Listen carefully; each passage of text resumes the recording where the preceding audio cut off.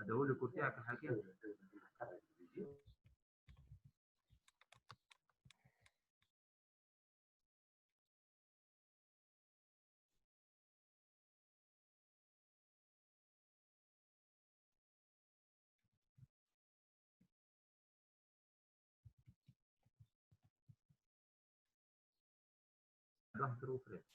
نقرأ وين شوف الكاميرا. لا هو الميكروفون أروح أروح عليه. لا خاطر أنا ما نطيقش كنت تقفل أنا ما نطولش. أعطاني لا تروح ممكن حتى شوف حتى لما كنت نقول كل حاجة عليه بس اللي طيب عليك تنترفوني دي تروح شو نهضر هنا نهضر الميكرو.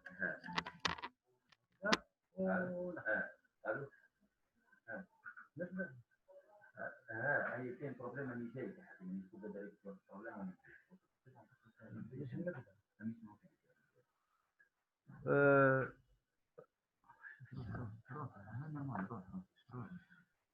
bonjour, le cours d'aujourd'hui a pour titre le pseudokyste du pancréas. Pseudokyste du pancréas ou faux-kyste du pancréas, comme son nom l'indique. Alors, est-ce que vous m'entendez ou pas? Est-ce que là, vous m'entendez? Oui, monsieur.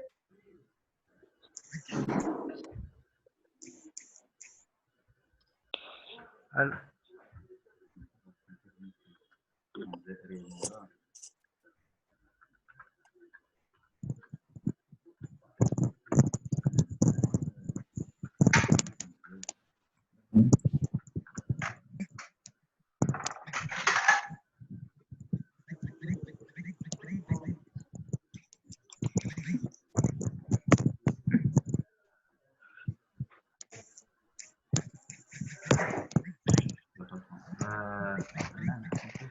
alors là, est-ce que vous m'entendez maintenant ou pas? Oui, docteur, on vous entend. Vous entendez comme ça? D'accord, très bien. Donc, le cours d'aujourd'hui a pour titre le pseudokyste du pancréas. Donc, comme vous le savez, il faut toujours commencer par la définition. La définition, comme son nom l'indique, pseudokyste du pancréas, ça veut dire que c'est un faux kyste du pancréas. Faux kyste du pancréas, tout simplement pour dire qu'il n'a pas de paroi propre.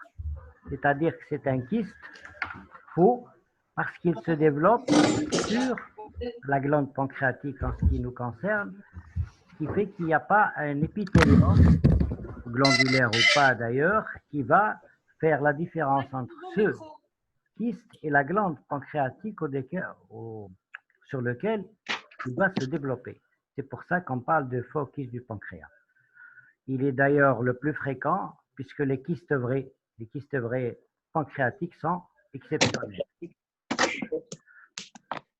Sur un autre plan, il faut savoir qu'il y a ce faux kyste du pancréas, ce PKP, il a trois particularités propres. D'abord parce qu'il se développe sur la glande pancréatique et comme vous le savez, la glande pancréatique a une fonction complexe, aussi bien endocrine et exocrine, et avec souvent comme effet secondaire une autodestruction. Deuxième particularité, c'est si vous voulez, la géographie ou l'anatomie du pancréas, puisqu'il est en même temps un organe intrapéritonéal et rétropéritonéal, pour sa partie gauche, essentiellement la postérieure. Et troisièmement, enfin, c'est la morphologie spéciale du système excréteur du pancréas qui est en totalité intraparenchymateuse. Elle est dans la glande pancréatique. Elle est située dans la glande pancréatique. Ce sont ces trois particularités qui sont d'ailleurs propres au pancréas qui vont faire cette différenciation. Enfin, il faut savoir que ces faux kystes du pancréas se révèlent comme une évolution favorable. Une évolution favorable, je dis bien, et qui était secondaire à une agression entre guillemets, sur la glande pancréatique. Deuxièmement, pour ce qui concerne la pathogénie, c'est-à-dire la genèse de ce focus du pancréas, de ce PKP, elle est mal appréciée, elle est différemment appréciée et différemment expliquée, mais cependant, il faut retenir qu'il y a trois éléments essentiels, pathologiques, si vous voulez, qui sont constamment retrouvés. Le premier phénomène, c'est l'existence toujours de phénomènes, ce qu'on appelle de la nécrose parenchymateuse sur le pancréas. Deuxième phénomène, c'est l'existence d'une effraction canalaire, des canaux pancréatiques bien entendu. Et troisièmement, c'est l'existence d'une obstruction canalaire sur les canaux pancréatiques. Donc, c'est la conjugaison Docteur, s'il vous de plaît. ces trois phénomènes en Docteur, même temps, mais dans des circonstances différentes, qui va induire, qui va provoquer, qui va faire le lit à l'apparition de ces faux kystes de pancréas. Alors, ces circonstances différentes, si vous voulez, ça va du traumatisme sur le pancréas, au cancer, à la pancréatite aiguë, à la pancréatite chronique, etc. Pour ce qui est de la première situation, c'est-à-dire l'apparition du PKP et du traumatisme, on dit que c'est une évolution à bas bruit, puisque l'effraction canalaire qui a été ou qui est apparue secondairement au traumatisme va provoquer l'apparition d'une nécrose parenchymateuse sur la glande pancréatique, qui est elle-même, cette nécrose parenchymateuse pancréatique, qui est elle-même due à l'obstruction inflammatoire secondaire à ce traumatisme. Le tout, donc, va conduire à l'apparition ou à la formation de ce PKP, ce focus du pancréas. Deuxième circonstance ou deuxième étiologie, si vous voulez, c'est les PKP avec la pancréatite chronique récidivante. La pancréatite chronique récidivante, comme vous le savez, elle va provoquer une nécrose parenchymateuse. Et cette nécrose parenchymateuse qui va se développer sur la glande pancréatique, elle est elle-même due à une obstruction des canaux pancréatiques par la sclérose, qu'elle soit fibreuse ou calculeuse, due à cette pancréatite chronique et qui va conduire à la fin à l'apparition d'une effraction canalaire évolutive sur les canaux de la glande pancréatique et donc provoquer l'apparition de ce PKP. Troisième circonstance ou troisième étiologie, c'est l'apparition du PKP concomitamment à la pancréatite aiguë.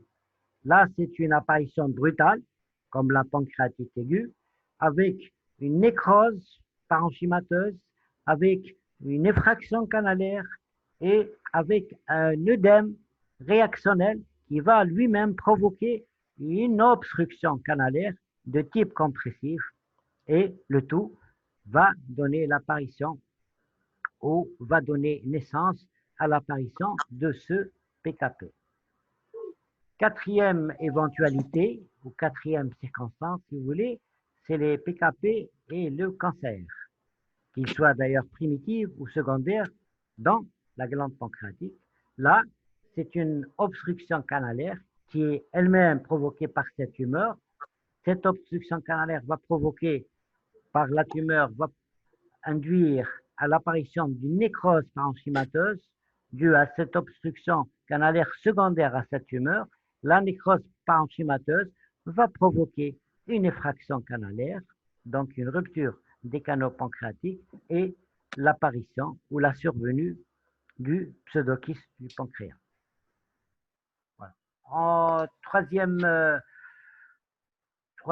intitulé, en ce qui concerne l'évolution. L'évolution, elle est de deux types, si vous voulez. Elle est anatomique, du fait du développement de ce PKP, et elle a aussi une évolution du PKP, une évolution physiologique, biologique. Pour l'évolution anatomique, premièrement, ce sont les rapports avec le péritoine, puisque vous savez, comme on l'avait dit au début, que la glande pancréatique, elle a une partie intrapéritonéale et une partie rétropéritonéale. Si vous voulez, la partie droite, c'est-à-dire la tête, la région céphalique Et l'isthme est situé dans la cavité péritonéale, alors que la partie gauche, elle est située dans le rétropéritonéal, c'est-à-dire en arrière. Donc en avant, elle peut se développer vers la racine du mésocolon transverse, par exemple, et en arrière, elle peut se développer vers l'arrière-cavité des épiplores. Bien sûr, ce développement ou ces rapports intimes sont, c'est-à-dire liés à le siège ou au siège exact de ce PKP. Les rapports immédiats, donc pour les PKP de siège copo-et-caudal, ils vont se développer beaucoup plus vers l'arrière-cavité des épiplans, c'est-à-dire la queue et le corps du pancréas. Pour les PKP de siège céphalique, c'est-à-dire au niveau de la tête, la glande pancréatique, elle va se développer surtout vers le pédicule hépatique, le pédicule du foie.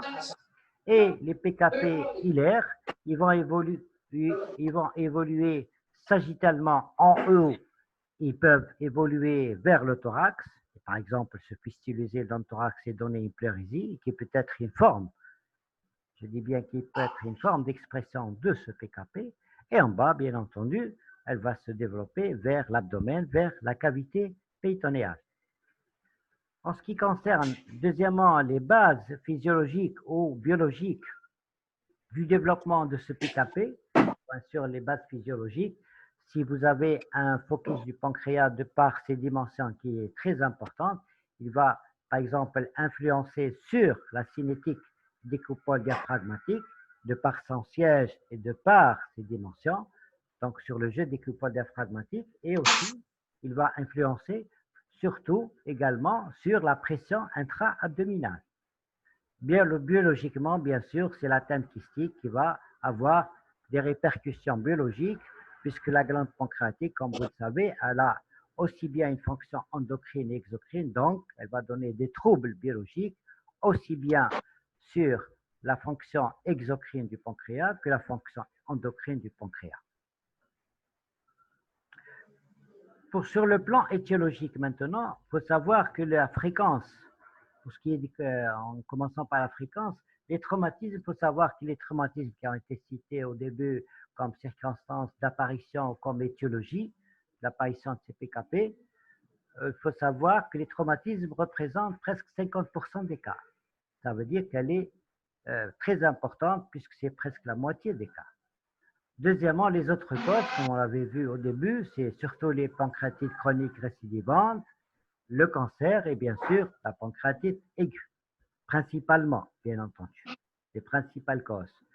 Pour le terrain et l'âge, il faut savoir qu'elle est beaucoup plus fréquente chez l'homme que chez la femme, avec un âge moyen de 40 ans, et chez l'enfant, nous avons un pic entre 6 et 8 ans, dans ce qui est appelé les contusions abdominales, que ce soit dans des circonstances de sévices ou, par exemple, une chute de bicyclette, une chute de vélo.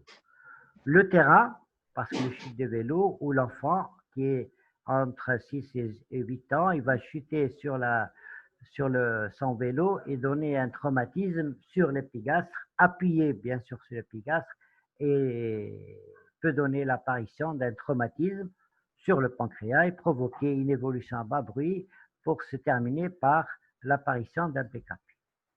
Le terrain, elle peut être iatrogène, ça a une cause iatrogène, elle peut, par exemple secondaire à une splénéctomie, ablation de la rate, à une énucléation d'un insulinome sur la glande pancréatique.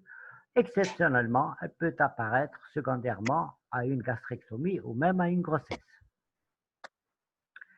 Cliniquement, maintenant. Cliniquement, il faut savoir que dans la clinique, nous avons 3 grands chapitres.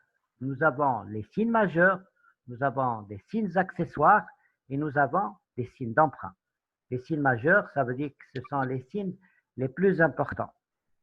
Et le maître symptôme, c'est la douleur. La douleur, elle est la plus constante. Elle est de siège épigastrique ou sous-costal gauche, mais à irradiation postérieure transfixiante. Là, c'est la particularité de la glande pancréatique. Irradiation postérieure transfixiante. à type de pesanteur. Elle peut être isolée dans les traumatismes anciens. Et enfin, elle peut être découverte dans le cadre d'une infection gastrique ischémique. L'amaigrissement, deuxième signe, dans les signes majeurs, c'est l'amaigrissement. Il est fréquent entre 5 et 15 kg. Et enfin, l'apparition d'une masse abdominale, ce qu'on appelle une masse fantôme. Elle est épigastrique ou dans l'hypochondre gauche, dans un contexte kystique de masse, je précise bien, dans un contexte kystique de masse molle, mobile, mal limitée, qui apparaît et qui disparaît. C'est pour ça qu'on parle de masse fantôme. Donc, ce sont des masses dans l'abdomen de siège épigastrique ou de l'hypochondre gauche, mais ce contexte kystique, c'est ce qu'on appelle des contextes kystiques de masse molle, qui est mobile, qui est mal limité et qui peut apparaître et disparaître et réapparaître, ce qu'on appelle des masses fantômes. Ça, c'est dû à ce que le faux kyste du pancréas peut se drainer, se pistuliser dans un organe creux.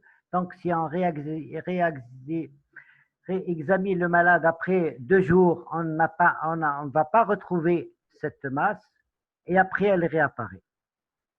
Quand est-ce que, parce qu'elle est alimentée.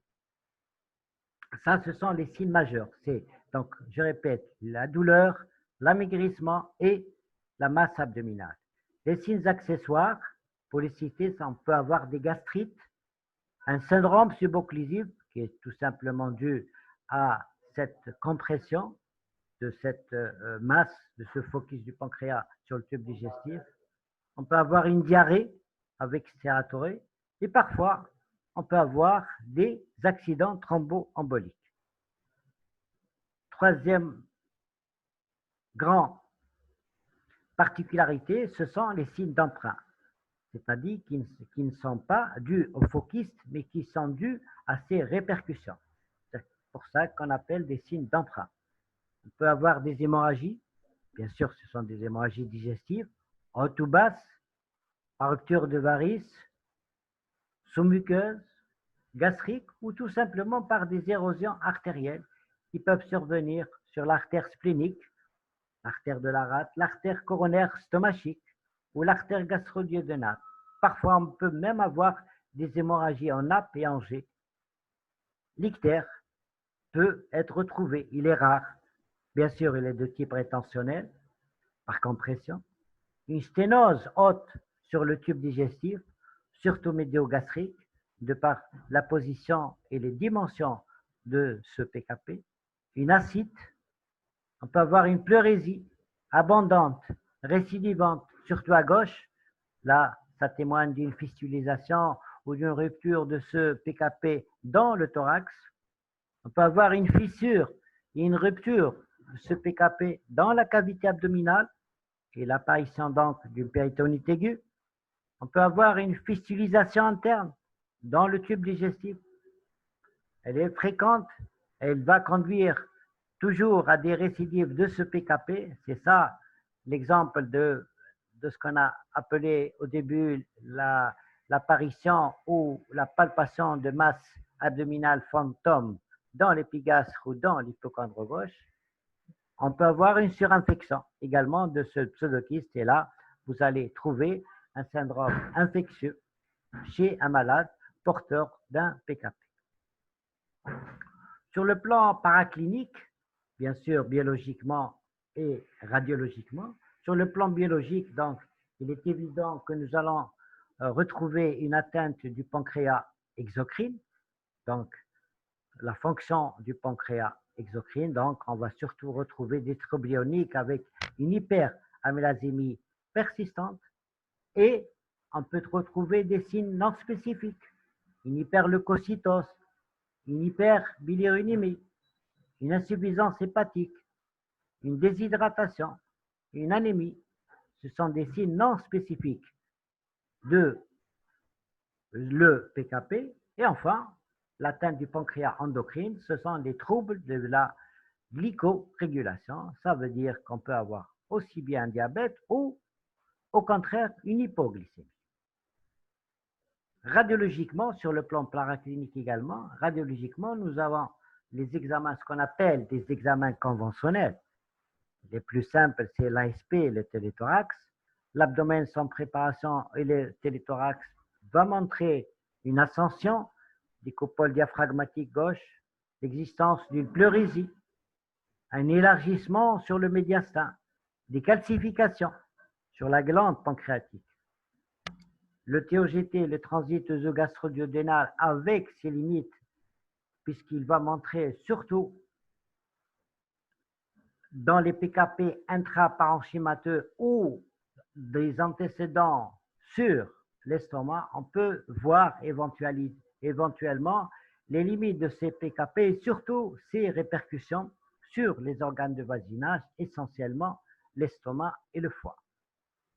Le transit œsophagien va montrer, dans le cas d'existence de PKP corporéales et de dimension importante, une attraction vers la droite de l'œsophage, bien sûr abdominal, ou une verticalisation carrément du bas œsophage. On peut retrouver une image de compression ou de refoulement vers l'avant de l'œsophage avec un élargissement de l'espace rétrogastrique, c'est-à-dire l'espace qui est situé derrière l'estomac, et un abaissement de l'angle de Treitz du fait des dimensions du PKP qui va affaisser l'angle de Treitz, l'angle duodéno-jejunal, et retrouver cet abaissement qui est un signe, si vous voulez, indirect de l'existence d'un PKP sur la glande pancréatique. Les autres examens que nous pouvons effectuer également, on peut pratiquer un lavement baryté qui peut montrer un abaissement de l'angle colique gauche ou une sténose du côlon transverse. L'échographie va montrer la taille, la forme, la nature, les limites de ce kyste du pancréas et surtout ses répercussions sur les organes de voisinage. L'artériographie cœlio-mésentérique avec ses limites, surtout les patients opérés et surtout dans les PKP de siège caudal, c'est-à-dire sur la glande pancréatique, ou alors sur des PKP qui se sont développés sur une pancréatite calcifiante, pancréatite chronique calcifiante. Le temps artériel peut montrer une image d'encorbeillement ou de refoulement, et le temps veineux va montrer une image de compression ou de refoulement avec alternance de zones de sténose et de dilatation. Le scanner, la TDM, va montrer le siège, les limites précises du pseudokyste du pancréas avec ses rapports de voisinage et surtout la répercussion de ce PKP sur le reste du parenchyme pancréatique. La répercussion, c'est-à-dire quelles ont été les conséquences anatomiques de l'apparition du PKP sur le reste de la glande pancréatique. En conclusion, nous pouvons dire que 3 cas, la conclusion clinique si vous voulez, la conclusion de ce qui vient de précéder, nous pouvons dire que 3 cas chez un malade peuvent se présenter. Le premier cas, c'est le diagnostic étiologique d'une masse abdominale et une masse fantôme. Là, l'artériographie sélective va donner le diagnostic positif et bien sûr, la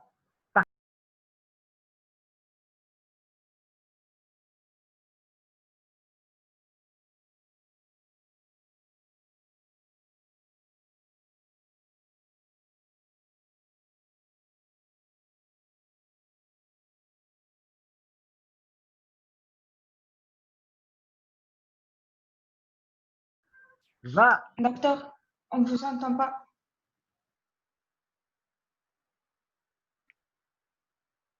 Docteur?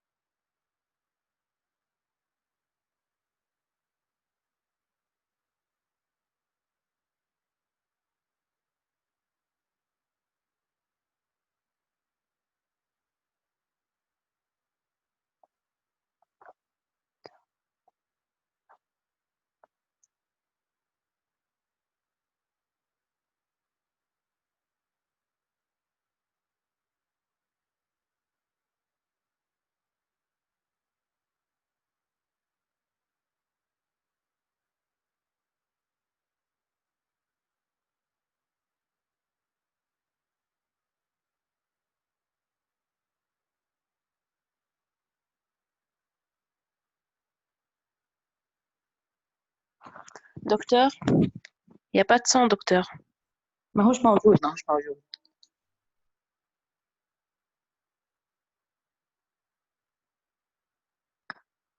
نعرفش الميكرو نتاعو مقصوص كي تحل سامي. ما فهمتش اسكو قاعد يحكي وحده. أو كمل قول. صار رهلة مكتوبة اوت موجود هو اما محط الميكرو مقصوص ما باليش وش صاير حسيت.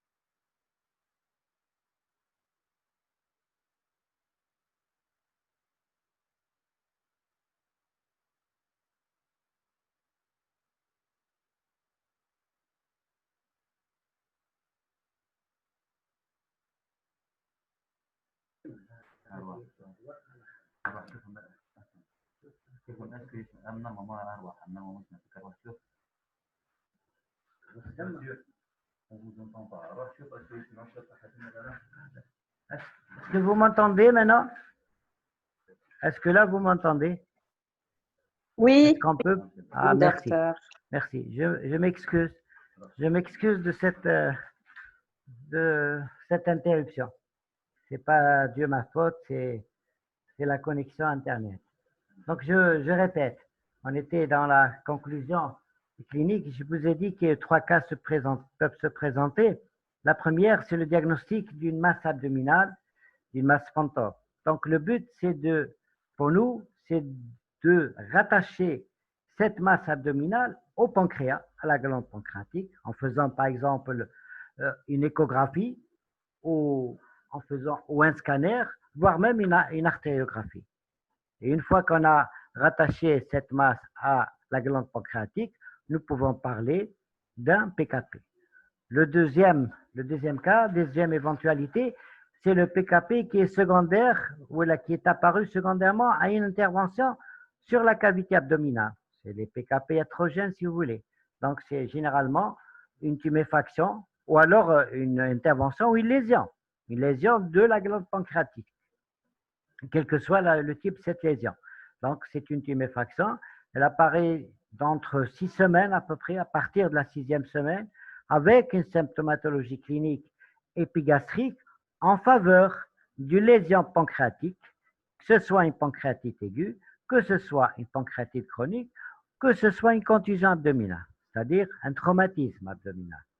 Enfin, on peut trouver la troisième circonstance, ce sont des manifestations, l'apparition de manifestations inhabituelles qui va orienter vers cette glande pancréatique et vers une pathologie pancréatique. Ce sont surtout les formes compliquées de PKP, formes compliquées d'une hémorragie, d'une pleurésie, d'épanchement intrathoracique, d'une ascite, d'une péritonite. Et bien sûr, tout cela sera confirmé en faisant une échographie, une artériographie ou un scanner. Voilà. Pour le traitement, il y a 2 volets toujours. Il y a toujours un traitement médical et un traitement chirurgical. Le traitement médical va avoir pour but une rééquilibration hydroélectrolytique et bien sûr, le traitement médical a pour but une rééquilibration, si on peut dire nutritionnelle, qu'elle soit entérale ou parentérale. Le traitement chirurgical, pour le but, c'est bien sûr d'enlever cette tumeur entre guillemets et de prévenir ces complications. Alors, les méthodes, c'est-à-dire les différentes méthodes du traitement du PKP, c'est soit un drainage externe, soit un drainage interne. Drainage externe, comme son nom l'indique, va consister à drainer ce PKP à l'extérieur de la cavité abdominale, surtout dans les PKP non alimentés, qui sont propres, aseptiques, qui a une évolution lente. Et ce drainage externe peut être fait par une échographie ou en se guidant par une échographie ou un scanner, ce qu'on appelle une ponction écho-guidée ou scano-guidée. Le drainage interne, comme son nom l'indique, va consister à drainer ce PKP en interne, c'est-à-dire dans la cavité abdominale. Deux cas peuvent se faire, soit une anastomose avec un organe creux, c'est-à-dire drainer ce PKP dans un organe creux. Dans l'estomac, c'est l'anastomose kysto-gastrique, ce qu'on appelle l'intervention ou la technique de Juras. Une anastomose kysto-duodénale va consister à drainer ce kyste ou ce PKP avec le duodénum, bien sûr après un décollement rétropéritonéal. Troisième cas, on peut drainer ce PKP dans une anse ou avec une anse jéjunale, c'est une anastomose kystogéjunale, sur une anse en Y et déclive sur, cette anastomose, elle est du type terminolatéral, c'est-à-dire terminale sur les kystes et latérale sur l'anse jéjunale, et elle doit être déclive sur 10 cm environ. Le drainage, deuxième cas de drainage interne, c'est de drainer ce pseudokyste du pancréas, surtout dans les PKP de la tête, soit carrément en faisant un fourrage, par exemple dans les pancréatectomies gauches, soit drainer ce PKP par un drainage canalaire interne sur le canal du Versung, c'est-à-dire le canal excréteur du pancréas. Troisième méthode de traitement chirurgical, c'est les exérèses, surtout dans les PKP importants ou dans les PKP avec une lésion pancréatique ou de voisinage, j'allais dire néfaste.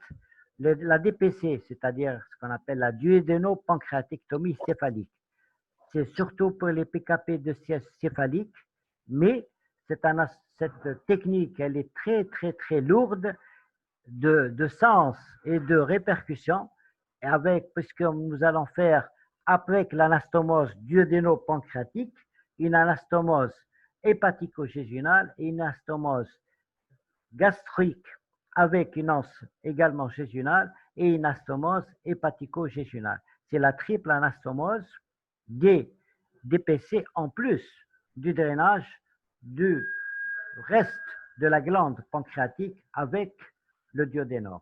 C'est une intervention très lourde qui est exceptionnellement faite parce que c'est une intervention lourde de sens pour, j'allais dire, une lésion pseudokyste du pancréas qui est bénin.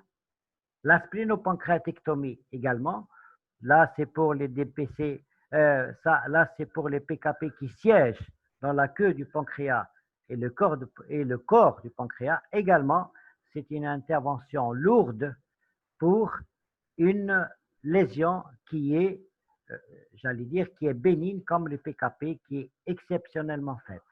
La pancréatectomie subtotale, c'est-à-dire enlever presque totalement toute la glande pancréatique avec une anastomose GEA, c'est indiqué pour les KP compliqués du sténose duodénal ou gastrique ou alors dans les PKP compliqués de l'existence ou alors ou dans les cas de PKP compliqués de l'existence concomitamment à une lésion pancréatique d'origine néoplasique. Voilà, et je vous remercie de votre attention et je vous remercie également de votre patience. Merci.